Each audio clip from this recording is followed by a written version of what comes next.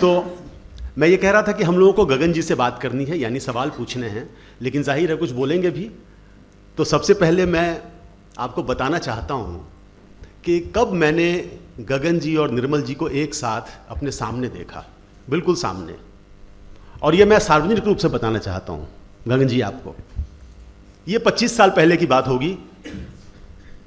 मैं किसी दूरदर्शन प्रोड्यूसर के साथ निर्मल जी से मिलने गया। ये सहविकास सोसाइटी है जो आईपी एक्सटेंशन में है, वहीं रहता था मैं। और योगेंद्र जी भी बैठे हुए हैं। मुझे उनके घर जाने से पहले योगेंद्र जी के घर में कागज़ छोड़ना था। तो मैंने उनसे कहा कि मैं आता हूँ। कागज़ छोड़ के मैं ऊपर गया। योगेंद्र नहीं थे, मधुलिका जी थी, जिनके साथ मैं 2 साल हिंदू कॉलेज में पढ़ा भी चुका था। तो मैंने उन कागज़ छोड़ के उनसे कहा कि मैं जा रहा हूँ। तो उन्होंने कहा कि लड्डू तो खाते जाओ। एक लड्डू उन्होंने मुझे दिया। मैंने कहा कि अरे मेरे साथ एक और आदमी है। तो उन्होंने कहा कि दूसरा भी लड्डू ले लो। तो एक और लड्डू उन्होंने दे दिया। मेरे दोनों हाथ में लड्डू थे। मैं नीचे आया, तब तक जिन सज्जन के साथ मैं गया था, मैं नाम उनका भूल गया, सॉरी, वो दरवाजे तक पहुंच चुके थे। निर्मल जी ने दरवाज़ा खोल दिया था। तो दोनों हाथों में लड्डू दबाए हुए मैं घर में गया। बस 2-3 मिनट हुए होंगे, उधर से मिठाई का डिब्बा लिए हुए आप आई और और आपने कहा, डिब्बा खोलते हुए, उसमें कई तरह की मिठाइयाँ थीं। तो एक बूंदी का लड्डू दिखा के कहा कि ये लीजिए, अच्छी है। तो मैंने कहा कि इनका क्या करूं? मैंने दोनों हथेलियां खोल दी, उसमें लड्डू थे। तो मैंने देखा कि निर्मल जी, जो बिल्कुल एक निश्चल सी हंसी उनके चेहरे पर आती है स्वाभाविक रूप से, वो निश्चल हंसी उनके चेहरे पर आई। और आश्चर्यजनक ढंग से, उससे पहले मैंने गगन को जितनी भी बार देखा था, उनके चेहरे पर हंसी नहीं देखी थी, लेकिन उस दिन देखी। पहली बार मेरे सामने गगन जी हंसती हुई दिखी। तो ये मेरा पहला अनुभव था। वैसे हमारे उस इलाके में मैं भी वहीं रहता था और रहता हूँ अभी। वहाँ मधु विहार मार्केट में मैंने निर्मल जी को 1-2 बार घूमते हुए देखा था। मिलने की इच्छा हुई, लेकिन और आप सोचिए कि मैं कितना पुराना फ़ैन था।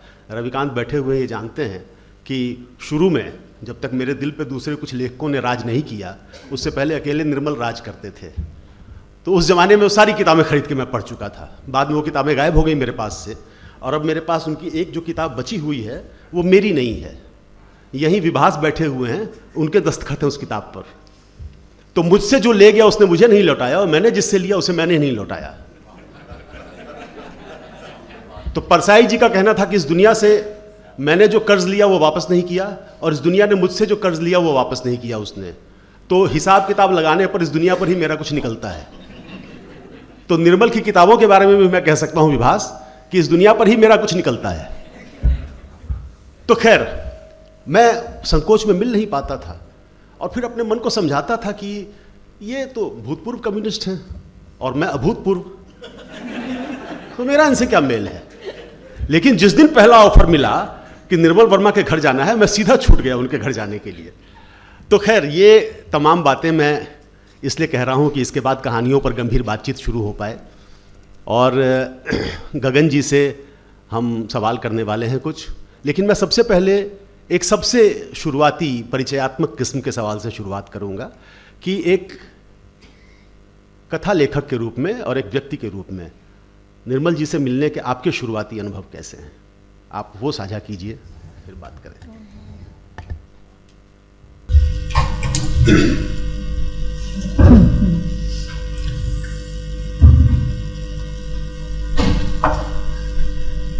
मुझे भी इस बात का फख्र हासिल है कि अधिकांश पाठकों की तरह जो बहुत आपके लेखन से प्रभावित होते हैं, और जैसे ही आप एक लेखक से मिलते हैं उसको उसी की लिखी हुई पंक्तियाँ सुनाने लगते हैं और वो बहुत छेड़ने लगता है। तो मुझे ये कहते हुए बड़ी खुशी हो रही है कि मैं भी उन पाठकों में हूँ जिन्होंने निर्मल को पर्याप्त छेड़ने का मौका दिया। तो जब मैं उनके सामने नीति कहानियों के वाक्य पर वाक्य सुनाती थी तो कहते थे, आपको आजकल कॉलेज में क्या पढ़ाया जाता है?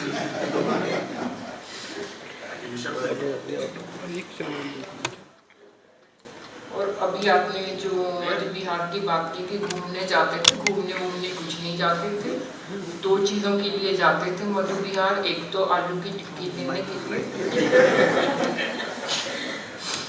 और दूसरा जब भी उनका कोई रिकॉर्डिंग होनी होती थी तो पता नहीं क्या मुसीबत थी, उससे पहले बाल कटवाने चले गए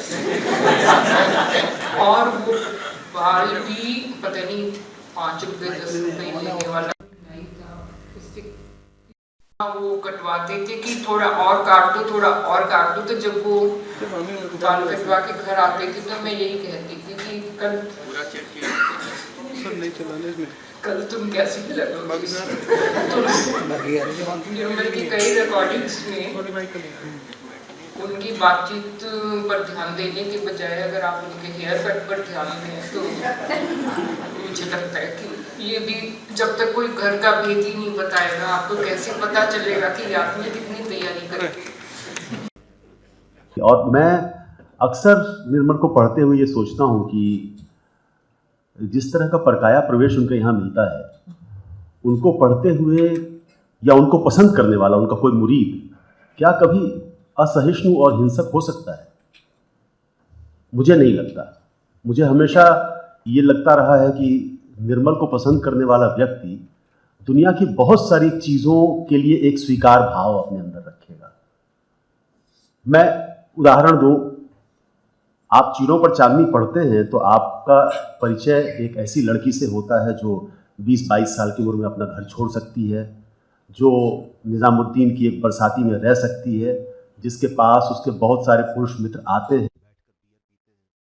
आपका परिचय एक ऐसे डेरी नाम के व्यक्ति से होता है जो लुटियंस जोन में एक बहुत बड़े घर में रहता आया है और वहाँ से छोड़कर वो बिहार के गांवों में बंदूक लेकर कुछ साल घूमता रहा है और लौट कर वापस आया है और अभी भी उसके घर पर तलाशी लेने के लिए सीबीआई के लोग आते रहते हैं। वहाँ आपका परिचय एक नित्ती भाई से होता है जो इंग्लैंड से लौटे हैं, आर्किटेक्ट हैं और जिनका सपना है अपना ऐसा स्थापत्य देना जिसमें बहुत सारे लोग बस सकें एक साथ। तो मुझे हमेशा लगता है कि जब ऐसे लोगों से निर्मल हमारा परिचय करा रहे होते हैं तो ये किसी भी ऐसे व्यक्ति को पच नहीं सकता है जो भारतीयता की राजनीति करता हो। भारतीयता की बात करना एक चीज़ है, भारतीय संस्कृति की बात करना एक चीज़ है, और उस भारतीयता की राजनीति करने वाले लोगों को वो पच नहीं सकते हैं। उनका ज़्यादातर पूरा साहित्य पच नहीं सकता है। मैं ये जानना चाहता हूँ और बिना किसी विवाद में गए हुए गगन जी कि निर्मल के वैचारिक विचार लोग और उस विचार लोग को जो लोग पसंद करते होंगे आज के समय में, उनके साथ निर्मल के साहित्य का रिश्ता, इसको आप कैसे देखती हैं? क्या उनके साहित्य को ऐसा कोई व्यक्ति पसंद कर सकता है? मैं किसी का रिप्रेजेंटेटिव तो नहीं हूँ। इतना जरूर कहूँगी कि साहित्य हमें बदलता है या हमें सेंसिटाइज करता है, और ये अर्ध सत्य है। हम एक किताब पढ़ते हैं, उसके असर में कुछ देर को हम बदल जाते हैं, लेकिन स्थायी रूप से बदलते हम तभी हैं जब हम अपने आईने के सामने अपने से प्रश्न करते हैं। किताब पढ़कर कौन बदलता है? थोड़ा सा मुगालता ज़रूर होता है उस वक्त। शरद चंद्र को पढ़ते हैं तो उस समय लगता है थोड़े बदल गए हम, टैगोर से बदल गए, टॉल्स्टॉय से बदल, ऐसे नहीं बदलते। तो एक तो ये कि मनुष्य का बदलना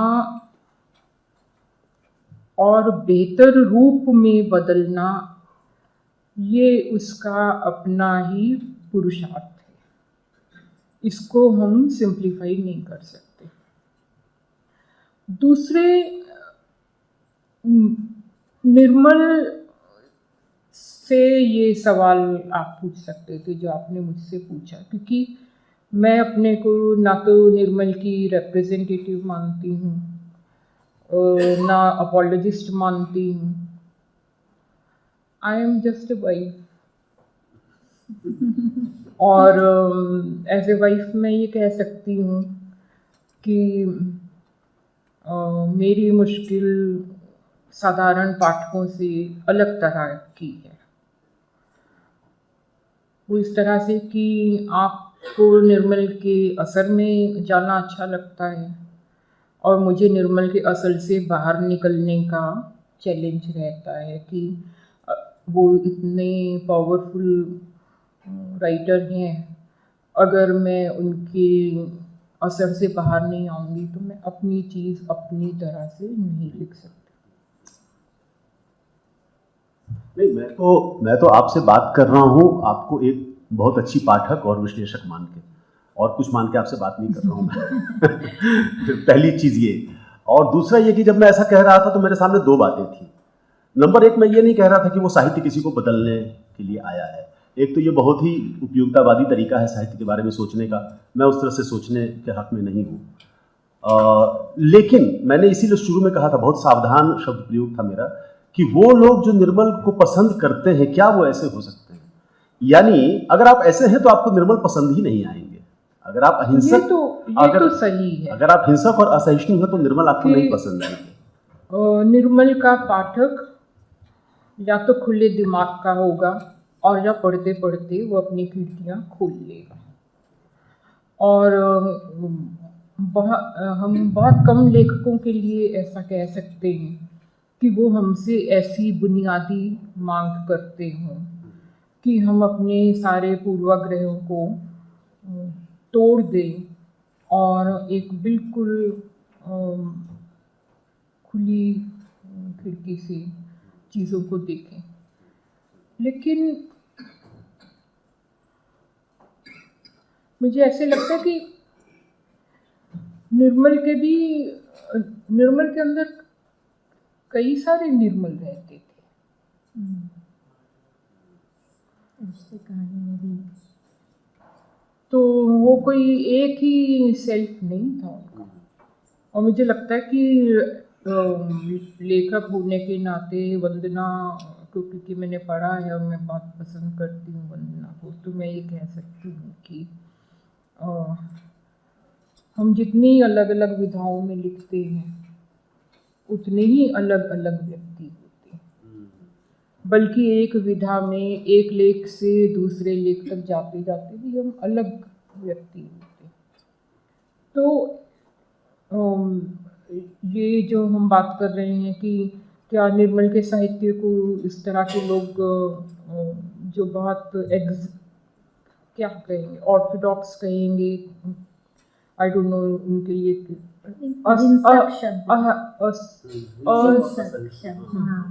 इंटॉलरेंट लोग। तो ऐसा साहित्य काफी कम होता है जो हमें हमारी इंटॉलरेंस को पुख्ता करे। अगर हम बहुत कमिटेड राइटर्स भी देखें तो ऐसे साहित्य बहुत कम होगा जो हमें इंटॉलरेंट रहने करे। क्योंकि साहित्य का काम ही है कि वो आपको एक ऑल्टरनेट सेल्फ दिखाता है। जो रशोमन वाली सच्चाई है कि एक ही घटना हुई है लेकिन तीन लोग उसको अलग अलग तरह से बताते हैं। तो साहित्य तो ये करता ही करता है, और जब वो नहीं करता है तो वो आपके ऊपर छोड़ देता है कि अब आप करिए। बहुत कोमल संवेदनाओं वाले लेखक हैं निर्मल।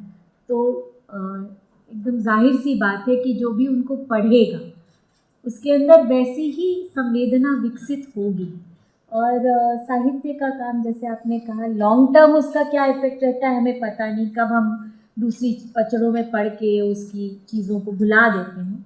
लेकिन फौरी तौर पर तो जो निर्मल का पाठक होगा वो उसे उसी सुंदर दुनिया में ले जाएगा जहाँ प्रेम एक उत्कृष्ट भावना है, और उसी को तरह तरह से निर्मल बताते भी हैं। और जो हमारी पिछली बात, एक कोट मैंने उसमें से एक रिश्ते कहानी, जो रिश्ते कहानी में जो महीप है वो महीमन सोचता है, वरना अतीत की बातें हो रही थी कि क्या ऐसे थे वैसे थे, उसमें वरना अतीत की भटकती छाया उसके आबाद अस्तित्व को विषाक्त बना देगी। तो ऐसा नहीं है कि निर्मल वहीं पर जड़ होकर चलते हैं या उनके पात्र वहीं रुक जाते हैं, वो आगे भी, जैसे बहुत प्रोग्रेसिव कहानी लगी मुझे ये रिश्ते, जहाँ पर एक लड़की है जो उनसे मिलने आ रही है और उनका रिश्ता बिल्कुल, जब आप पढ़ेंगे तो लगेगा कि ये 21वीं सदी की कहानी हो सकती है।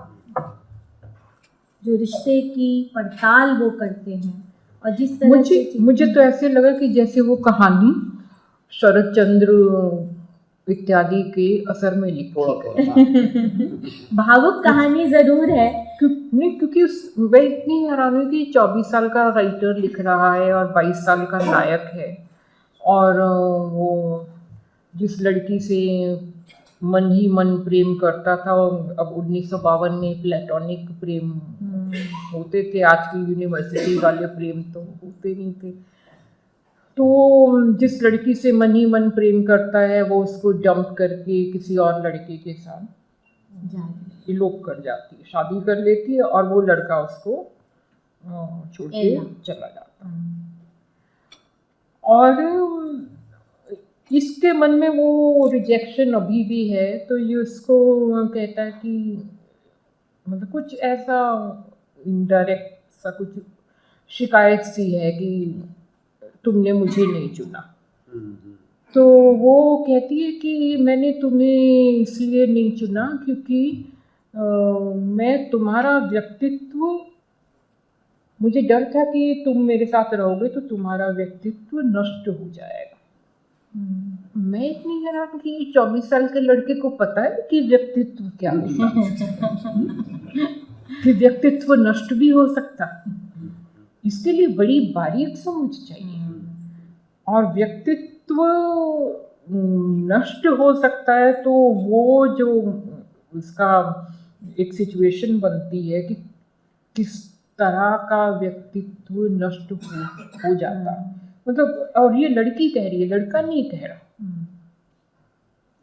तो लेकिन जो आप बात करते हो कि मेरा ज़रा धीमी गति समाचार वाला दिमाग है, तो जो हम निर्मल की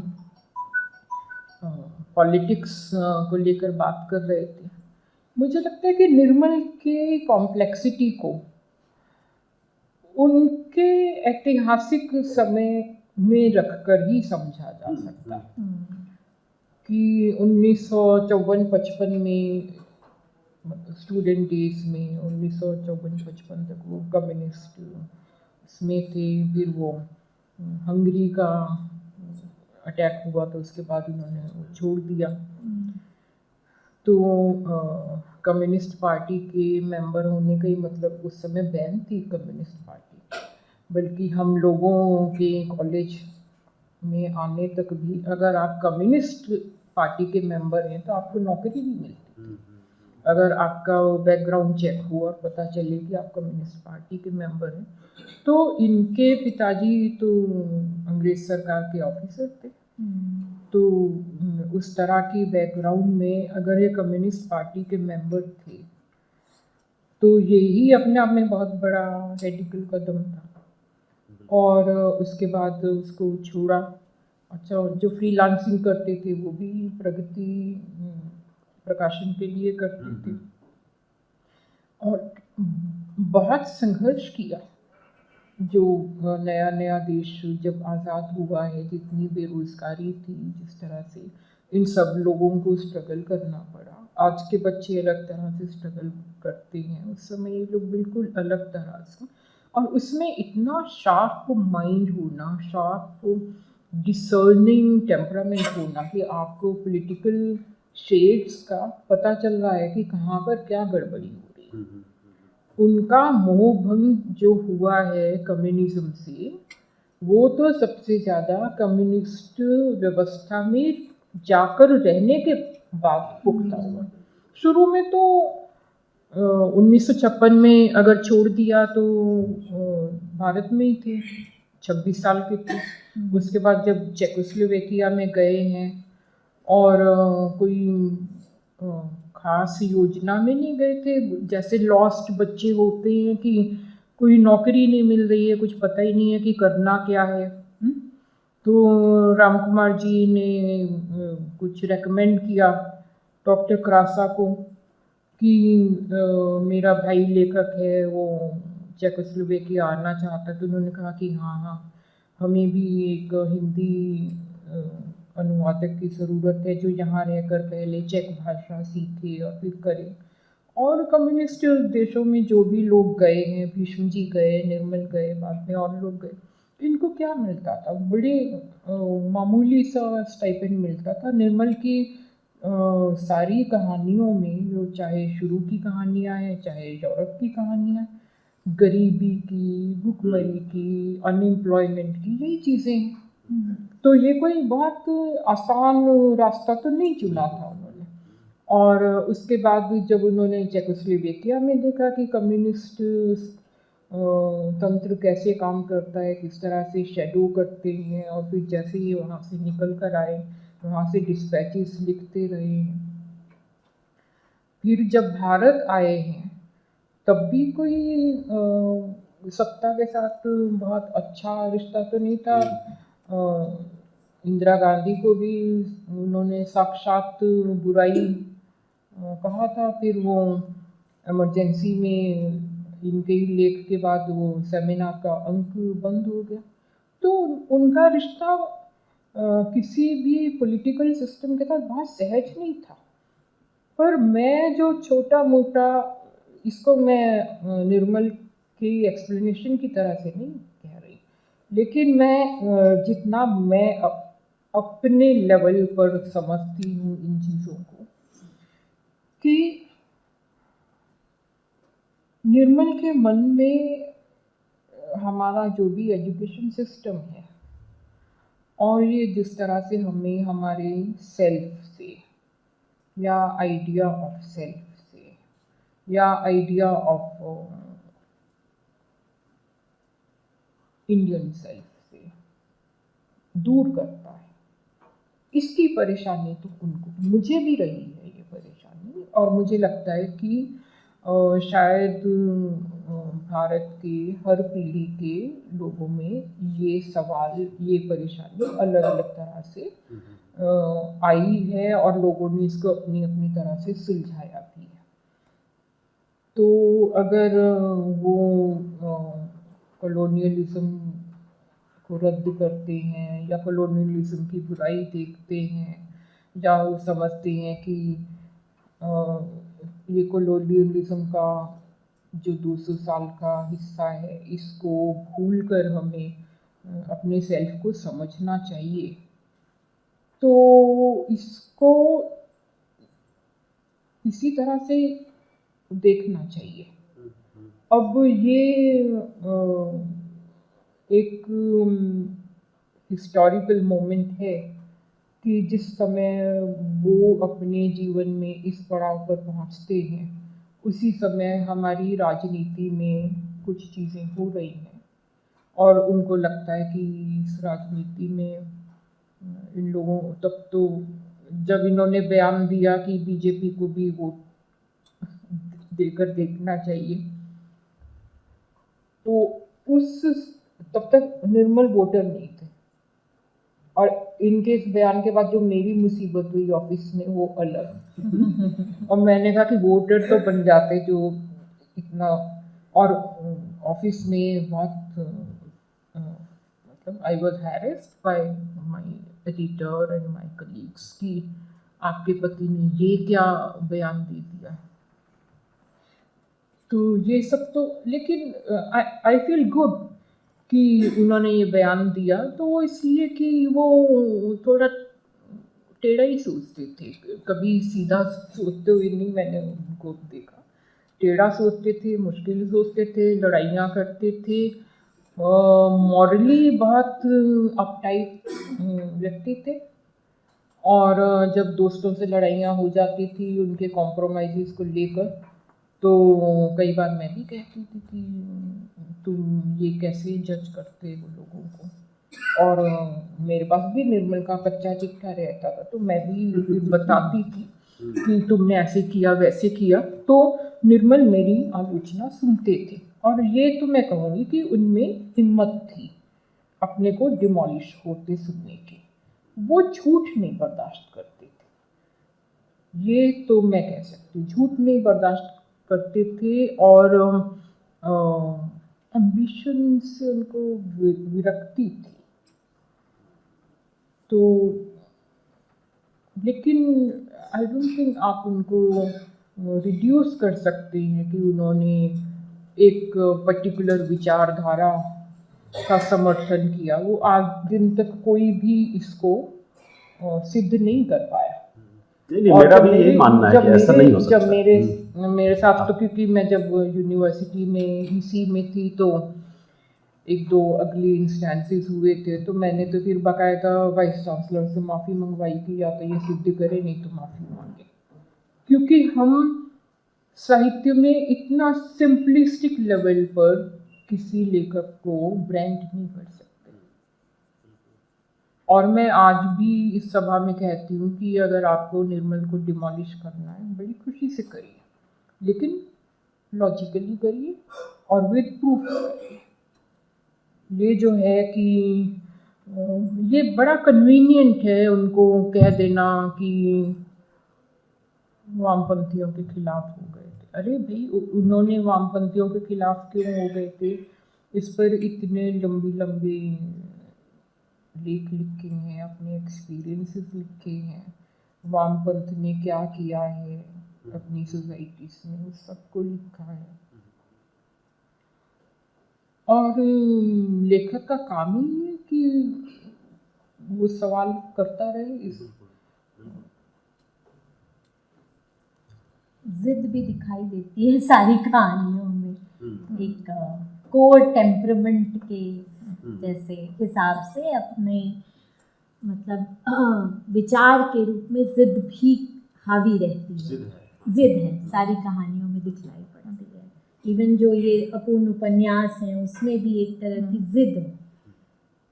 अच्छा, मैं आपसे वंदना कुछ जानना चाहूँगा। उससे पहले सिर्फ एक बात कह दूँ कि मुझे जो अच्छी बात लगती है वो ये कि आप हों चाहे निर्मल हो चाहे इस तरह के और तमाम लोग हों जो भारतीय शिक्षा व्यवस्था से असंतुष्ट हैं और जिनको लगता है कि जो इंडियन सेल्फ बनना चाहिए था इस शिक्षा व्यवस्था ने बनने नहीं दिया क्योंकि वो औपनिवेशिक दौर के असर में है,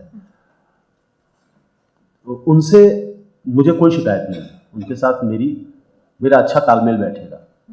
और मैं ये जानता हूँ, मुझे खुशी इस बात की है कि कम से कम आपको उस शिक्षा व्यवस्था का ये रिप्लेसमेंट पसंद नहीं होगा जो अभी हो रहा है। बिल्कुल, मैं इससे संतुष्ट हूँ। मैं इतने सही संतुष्ट हूँ कि मैं जिन लेखकों को चाहता हूँ वो कम से कम उसके इस विकल्प के लिए तैयार नहीं थे, और वो शायद ये कहेंगे कि इस विकल्प से तो बेहतर वही था। तो मैं वंदना से ये जानना चाहता हूँ, क्योंकि वो बहुत अच्छी उपन्यासकार और कहानीकार है हमारे समय की, कि निर्मल उनके लिए क्या है और क्या आज के कहानीकार को, कथाकार को कुछ उनसे मिल सकता है? कुछ वंदना इस पर रोशनी डालें। मैं तो ये मानती हूँ कि एक मास्टर स्टोरी टेलर को अगर आप मतलब बहुत सारे लोग यहाँ हैं, युवा भी दिख रहे हैं मुझे, और बहुत सारे हम जैसे लोग एस्पिरेंट लेखक, मैं अपने आप को अभी भी एस्पिरेंट लेखक ही मानती हूँ, तो हमको एक निर्मल जैसे मास्टर स्टोरी टेलर से न सिर्फ क्राफ्ट सीखना चाहिए, भाषा की बानगी के बारे में बहुत लोगों ने बहुत सारी बात की हुई है, लेकिन मुझे लगता है हर पीढ़ी, जैसे मैं बार बार कह रही हूँ कि थिगलियाँ जब आप पढ़ते हैं और लगता ही नहीं है कि ये कोई पुरानी कहानियों का 1954 में लिखी गई कहानियों का संग्रह है, ये इतना रेलेवेंट है। बस आप एज अ लेखक उसे कैसे डिकोड करते हैं। हर लेखक अपने आस्वाद और अपनी समझ से चीज़ों को पिक करता है, तो हम निर्मल से क्या क्या पिक कर सकते हैं, हम उस डिबेट में नहीं जाएंगे। अगर हम रचनाकार हैं और नई चीज़ें रचना चाहते तो हम उस डिबेट में नहीं जाएंगे कि क्या स्थूल दृष्टि से ब्लैक या वाइट है, राइट या लेफ्ट है। उसके बनस्पत हम ये कोशिश करेंगे कि हम पहले क्राफ्ट सीखें, दूसरी चीज़ हम वो भाषा सीखें।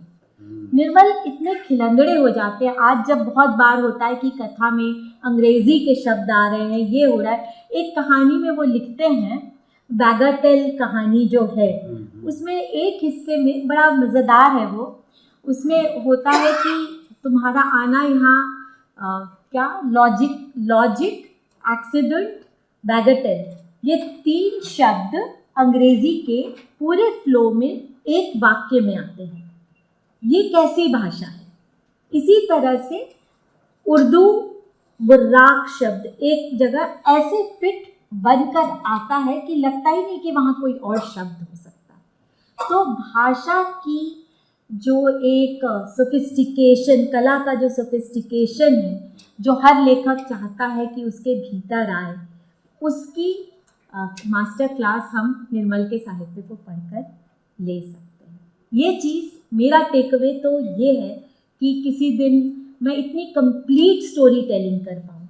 अभी जो अपूर्ण उपन्यास हैं, जब लोग इसे पढ़ेंगे तो मन में एक हुक सी उठी कि काश ये पूरा हो जाता।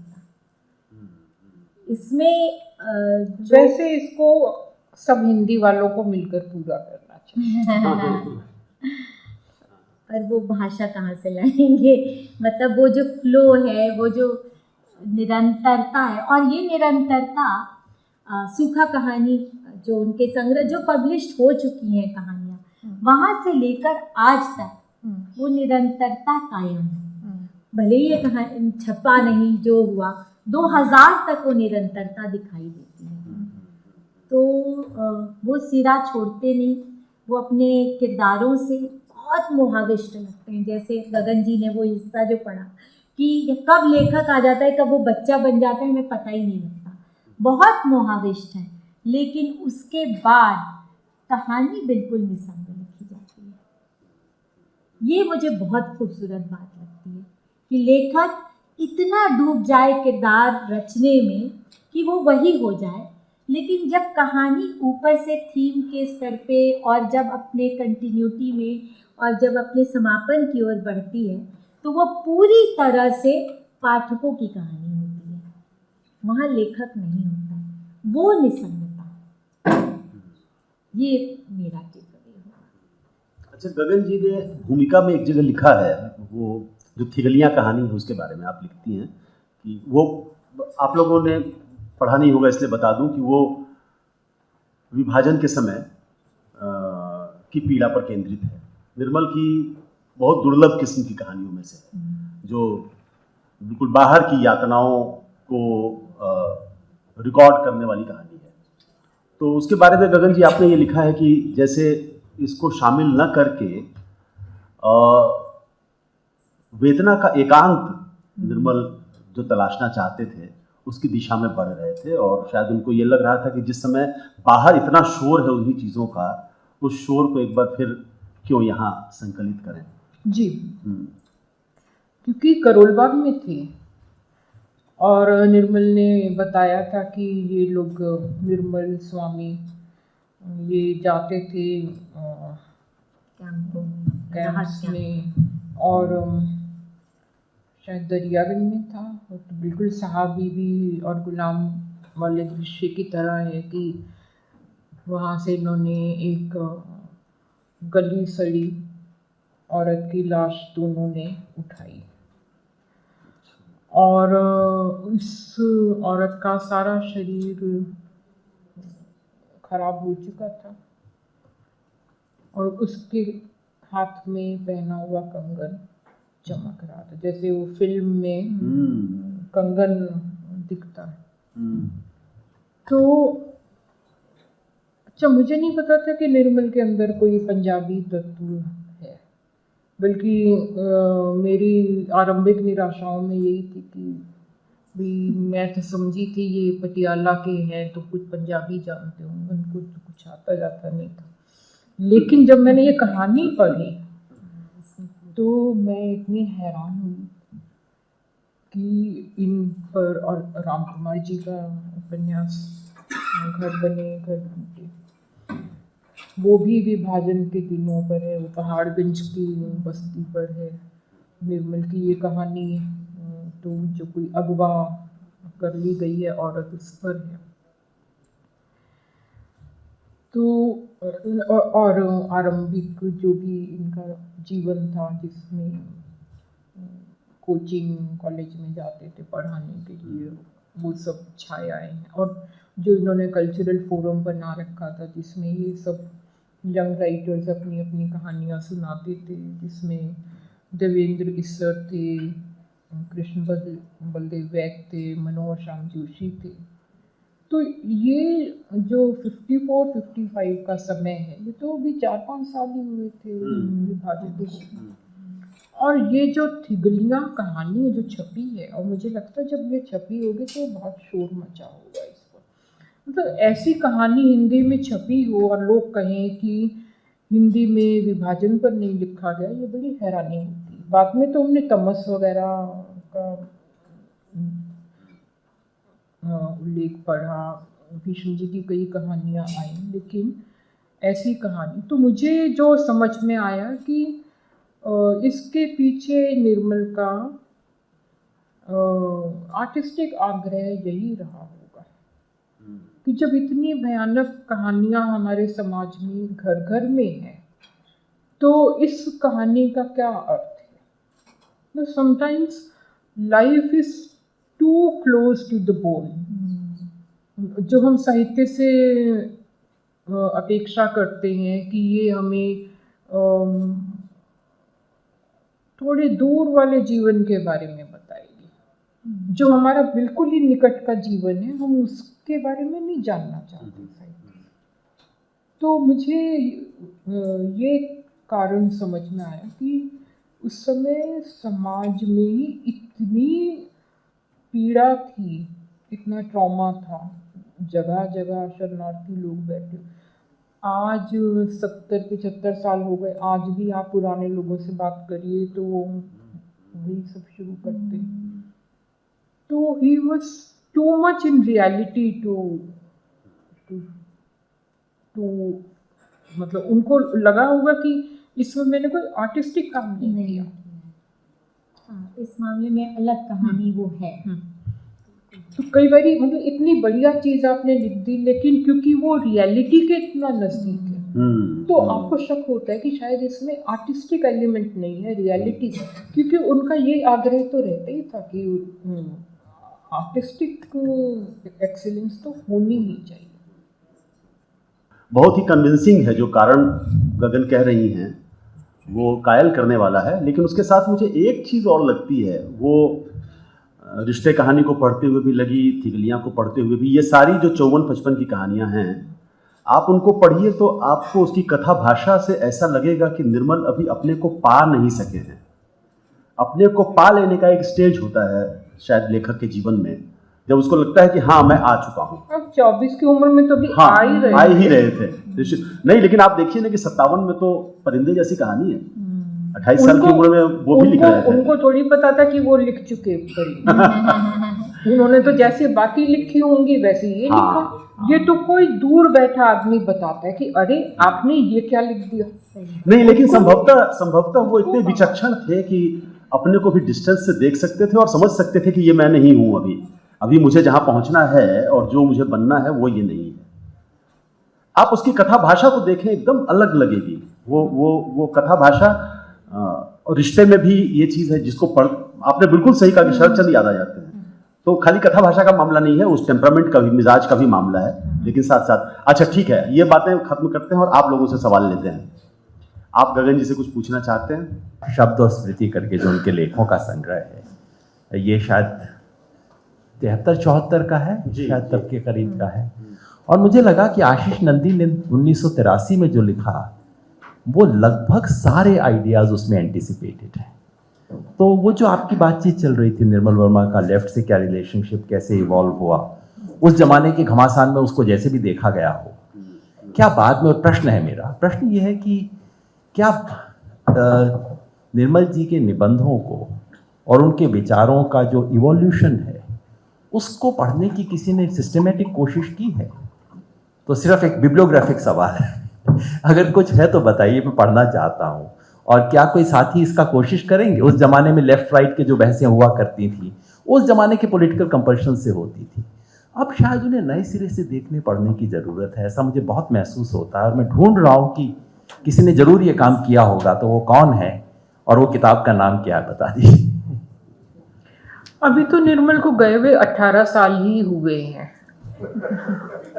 और मुझे लगता है कि हर लेखक इतना चैलेंज तो छोड़कर जाता है कि उसको काफ़ी लंबे समय तक पहले मिसअंडरस्टैंड किया जाए, मिस इंटरप्रेट किया जाए, मिस रीड किया जाए और फिर धीरे धीरे उसको जैसा फेयर ट्रीटमेंट मिलना चाहिए वो मिले। तो लेट्स होप।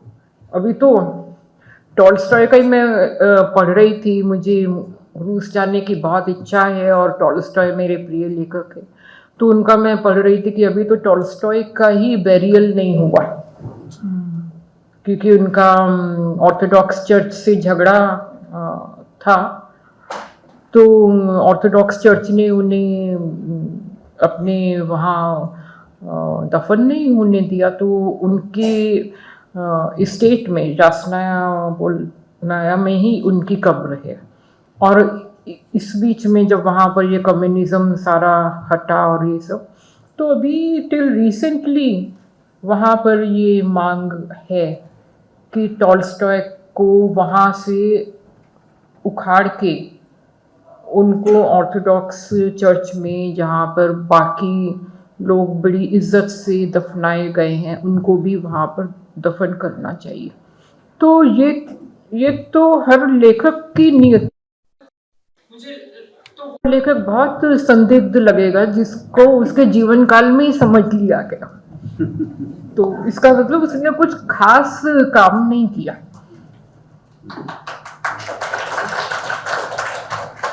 प्रस्ताव समझ लीजिए कि कोई अगर ऐसा करना चाहे तो उस टीम में मैं भी जुड़ना चाहूंगा। मैं एक भेद खोलता हूं। विभास यहाँ बैठे हुए हैं, वो इन दिनों इसी पर काम कर रहे हैं। निर्मल और अज्ञेय उनके विषय हैं और उनका शोध कार्य चल रहा है इस पर। और कोई सवाल? और योगेंद्र जी ने अच्छी परंपरा शुरू कर दी है, टिप्पणी नहीं सवाल वाली, तो हम इसका स्वागत करते हैं। जी ने बहुत अच्छी बात उठाई। हाँ। मुझे लगता है किसी ना किसी को सोचने का इसमें। बिल्कुल। आपने गगन जी जैसे कहा कि बाकी सब क्योंकि कृतियां रचनाएं सब पब्लिक में है, एक आपने वो लिखे कच्चे चिट्ठे आपके पास हैं निर्मल जी के, तो कुछ ऐसे चिट्ठे जो कि सार्वजनिक किए जा सकते हैं, जानना चाहते हैं क्योंकि लेखन में है, सब चर्चाएं हो रही हैं, तो उनके बारे में पर्सनली जानना चाहते हैं, प्लीज अगर उनमें शेयर कर सके तो कुछ। वो उन्होंने उनको धमकाने के बारे में कहा। नहीं, कच्चा चिट्ठा तो मैंने एक मुहावरे की तरह इस्तेमाल किया था और मुझे लगता है कि ये मैं कोई खास तैयारी करके नहीं आई थी। अगर ऐसा सेशन रखें तो शायद मेरे पास कुछ हो बताने को, क्योंकि एक लेखक को निर्भय होकर अपनी बात कहनी चाहिए, पर ये मैंने मुहावरे की तरह इस्तेमाल किया था। और एक चीज मैं निर्मल के लिए कह सकती हूँ कि ऐसा खरा आदमी मैंने नहीं देखा। ना उसने झूठ जिया, ना उसने झूठ लिखा, और गरीबी में तो वो रहे, लेकिन ना उन्होंने कभी गरीबी महसूस की, ना मैंने कभी महसूस की, क्योंकि हमारे लिए हमारे मूल्यों में ये चीज़ थी ही नहीं। हमारे पास जितना भी था हम उसी में इतने अपने को संतुष्ट मानते आए, और आज ईश्वर की बड़ी कृपा है। तो मैं निर्मल की पत्नी होने के नाते इस चीज का गर्व तो महसूस करती हूँ कि मैंने एक सोने जैसे आदमी के साथ अपना जीवन जिया।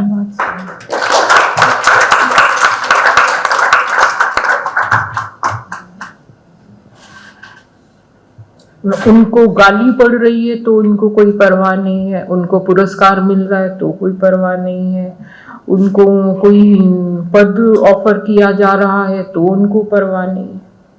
जो मेरे ये परिशिष्ट में मैंने लिखा कि एक व्यक्ति ने अपने लेखन को समर्पित होने के लिए अपने जीवन के इतने कठिन फैसले किए और इसकी कीमत चुकाई। जब आप गरीब रहने के निर्णय करते हैं तो आपकी पर्सनल लाइफ पर इसका असर पड़ता है। आप अकेले ही गरीब रह सकते हैं, आपके साथ रहने वाला गरीब रहना चाहे ये कोई जरूरी नहीं है। तो उन्होंने अपने जीवन में इन निर्णयों की कीमत दी। मुझे जिस चीज का दुख है कि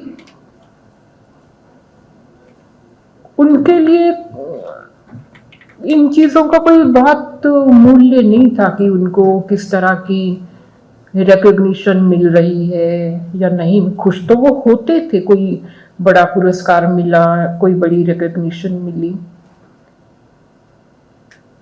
अंतिम वर्षों में वो बहुत पब्लिक इंटेलेक्चुअल की भूमिका में जाते रहे, लेक्चर्स करते रहे, स्पीक मैके में जाते रहे, पॉलिटिकल कॉन्फ्रेंसेस में जाते रहे, तिब्बत के उसमें जाते रहे, कई तरह की चीज़ों में जाते।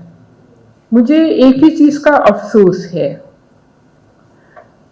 कि जिस आदमी ने इतने सेक्रीफाइस किए थे, इतने कठोर निर्णय किए थे, सिर्फ इसलिए कि वो अपने जीवन में लिखने का समय बचाना चाहता है। अंतिम समय तक उनके पास लिखने का समय तो था, लेकिन उनका जीवन अपनी सक्रियता में इतना भर गया था, कहानी पकड़ने का समय नहीं था। और ये जो उपन्यास अधूरा रह गया, ये भी इसलिए कि वो निबंध लिख लेते। उनके अंतिम वर्षों में बहुत निबंध लिखे, निबंधों को वो करते रहे। जो हेयर एंड नाउ की समस्या है, इस पर दो टूक बात करते रहे। लेकिन जो उपन्यास उन्होंने 1992-93 में शुरू किया था, वो 2005 तक भी इसके 2 ही चैप्टर्स हो पाए थे। 2 उपन्यास शुरू किए थे, अंतिम अरण्य पूरा हो गया था, वो 2000 में छपा, दूसरा रह गया। इस चीज़ का मुझे दुख है कि इतना सोच समझकर जिया हुआ जीवन भी और जिम्मेदारी से जिया हुआ जीवन, पूरे डिसिप्लिन से जिया हुआ जीवन, उसमें भी क्रिएटिविटी की मांग बहुत कठोर है। क्रिएटिविटी आपके पास आपके रियल लाइफ से जब तक आप पूरा ब्रेक नहीं लेंगे वो आएगी नहीं। और निर्मल मुझसे हॉस्पिटल में कहते थे कि मेरे अंदर कोई ऐसी कहानी चल रही है कि अगर मैं उसको पकड़ सका तो कोई बिल्कुल, वो यही उपन्यास था। और ये इस उपन्यास के 2 चैप्टर्स पढ़कर आपको पता चलता है कि कोई बिल्कुल अलग तरह की चीज़ उनके अंदर चल रही। लेकिन अगर वो चीज़ पकड़नी है तो फिर आपको जो मौजूदा समय में जो कुछ भी हो रहा है उससे आंख बंद करनी पड़ेगी। और उनको लगता था कि उनकी ये सामाजिक जिम्मेदारी है, वो और कुछ नहीं कर सकते, तो उनको ये तो करना ही है। तो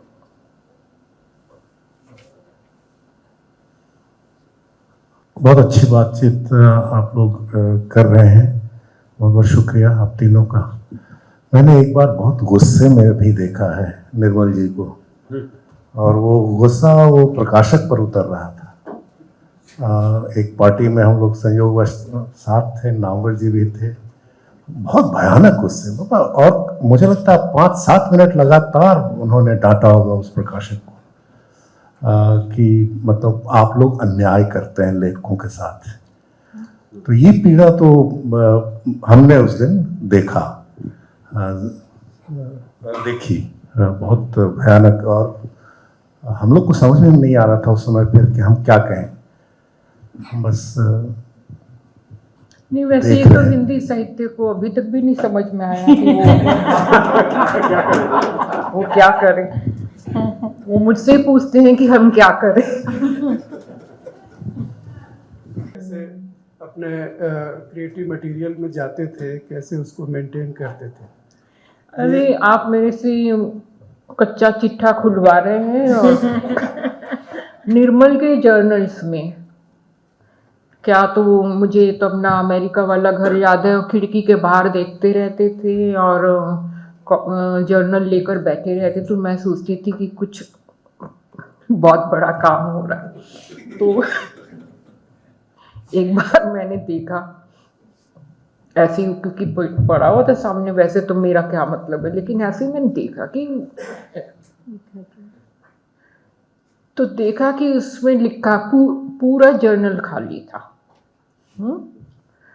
और उसमें एकमात्र एंट्री, जो पता नहीं किस दिन की होगी, एकमात्र एंट्री यही थी, इन दिनों जो मैं पुस्तकें पढ़ रहा हूँ उनके नाम। तो मैंने कहा तुम सारी शाम बैठे रहते हो, लिखा तुमने ये है कि इन दिनों में ये पढ़। तो उनके जर्नल्स में या तो वो क्या पढ़ रहे हैं ये लिखते थे, और या जो किताब पढ़ रहे हो उसके कोटेशंस, जो उन्होंने छपाया भी है, उसमें भी उनकी कोटेशंस का, अपनी निजी बात तो बहुत कम लिखते थे, कहानियों के थ्रू बहुत। हाँ, निजी बात भी बीच बीच में लिखते हैं, लेकिन मुझे लगता है कि वो डायरी में अपनी बात लिखने वाले लेखक नहीं थे। आई डोंट थिंक वो डायरी को ट्रस्ट करते थे कि डायरी में वो लिखे। उनको कोई दूसरा आवरण चाहिए होता था। कहानियों में सारी चीजें अलग अलग तरह से आती थी। व्यक्तित्व की ज्यादातर बातें उनकी कहानियों में है, क्योंकि डायरी को जैसा हम सिंपलिस्टिकली समझते हैं कि डायरी में हम अपने से बात कर, डायरी लिखना शायद वैसे भी मुश्किल काम है। सर, अभी 2-3 तरह के जर्नल में राइटर्स से बातचीत हो रही है। एक मेरी परिचित लेखिका, तो वो अपना सिर्फ सपनों का एक जर्नल मेंटेन करती है, सिर्फ जो सपने में देखी हुई चीज़ें उनका। फिर एक मित्र अमिताभ कुमार, वो जर्नल्स पर ही उनके 3 किताबें आ गई जो कि बेसिकली उनके जर्नल हैं, जो रेगुलर जो उनकी ऑब्जर्वेशंस हैं और ये है। तो आजकल लेखकों की दुनिया में मैं ये देख रहा हूँ कि जो रॉ मटेरियल है अपना, जिसके जरिए घुसते हैं अपने रचना संसार में, उसको पढ़ने का और उसको मेंटेन करने का, या उसको और लोग भी देख सकें बाद में कि उसकी अपनी क्या दुनिया है। तो ये बहुत इच्छा भी रही है मेरी कि देखा जाए कि निर्मल जी अपना सोर्स मटेरियल कैसे संभालते हैं, कैसे लाते हैं। तो इसलिए इस जिज्ञासा से मैंने पूछा, और वो बिल्कुल सही वंदना जी कह रही हैं कि बहुत कुछ एक लेखक ऐसे भी हैं जो कि जिनके जर्नल्स हम नहीं जानते कि बहुत क्या उनका सोर्स मटेरियल है, वो सीधे फाइनल प्रोडक्ट ही उनका हम लोग देखते हैं। निर्मल अपने ड्राफ्ट भी नहीं बचाते थे, ड्राफ्ट भी डिस्ट्रॉय कर देते थे। एक बार फाइनल हो गया तो ड्राफ्ट भी, एक तो हाथ से लिखते थे, तो शायद लगता होगा कि अब काम खत्म हो गया, तो उस तरह से। और कुछ मुझे लगता है कि पर्सनैलिटी भी होगी। जब आप बहुत प्राइवेट होते हैं तो आप शायद ऐसा करते हैं। मैंने तो अच्छा है कि मैंने कभी जर्नल लिखा ही नहीं है, मुझे डिस्ट्रॉय नहीं करना पड़ेगा। और जिस तरह से वो बाल कटवाते थे उससे तो लगता है कि अपने सारे ड्राफ्ट्स खत्म कर देते होंगे, है ना? जी, ये बहुत अच्छी बातचीत चल रही है और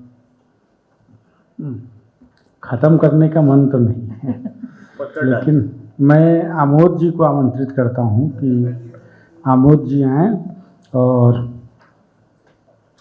आज के मंच को राजकमल की ओर से उपहार दें और सारे साथियों का धन्यवाद ज्ञापन करें। आमोद जी। मैं 2 शब्द पहले कहना चाहती हूँ आमोद के लिए। आमोद ने निर्मल जी के लिए एक ऐसा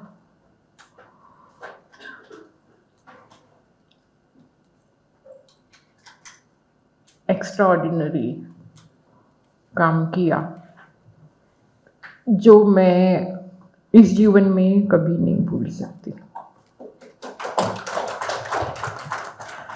और राजकमल मेरा प्रकाशक रहता ना रहता, लेकिन आमोद के लिए मेरे मन में वो प्यार, वो कृतज्ञता हमेशा बनी रहेगी। आमोद ने निर्मल जी के लिए रक्तदान किया था हॉस्पिटल में।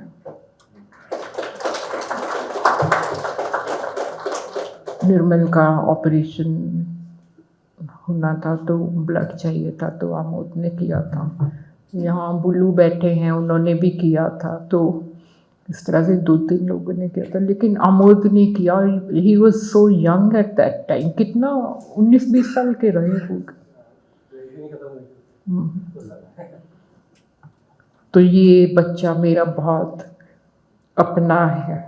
अब तुम आ सकते हो। नमस्कार।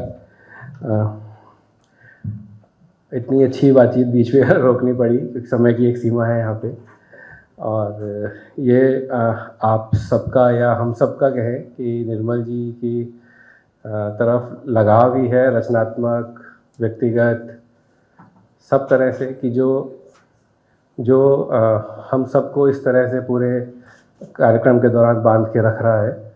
और हर कोई अपने मन में प्रश्न लेके बैठा है कि नई पुस्तक या नई कहानियाँ कैसे आई, या निर्मल जी के बारे में अलग अलग तरह के।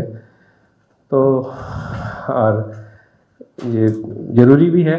और अब अभी तक निर्मल जी की 13 किताबें प्रकाशित होके आ गई हैं, और अगले 1-2 महीने में बाकी सारी किताबें, इसी महीने में सभी पुस्तकें उपलब्ध हो जाएंगी, और गगन जी की भी सभी पुस्तकें आप सबके बीच रहेंगी।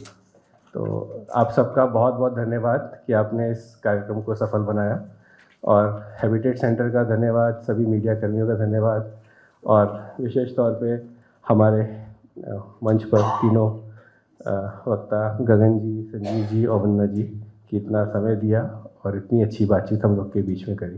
धन्यवाद।